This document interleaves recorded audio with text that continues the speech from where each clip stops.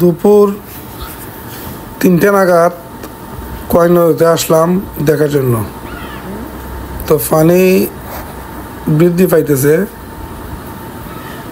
এখনো নদীর চর ডুবে নাই, তবে উজানে ভারী বর্ষণ অব্যাহত থাকলে নদীর চর ডুবে যাবে এবং নদীর যে ফার আছে ওই ফারের কাছাকাছি চলে আসবে পানি। তো যদি ফারের কাছাকাছি চলে আসে তাহলে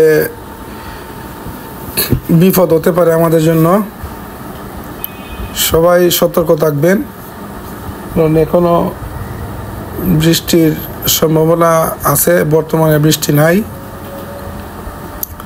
তো যদি উজানে ভারী বৃষ্টিপাত অব্যাহত থাকে তাহলে বিপদ হতে পারে। সবাই শেয়ার করবেন ভিডিওটি। ধন্যবাদ সবাইকে ভিডিওটি দেখার জন্য।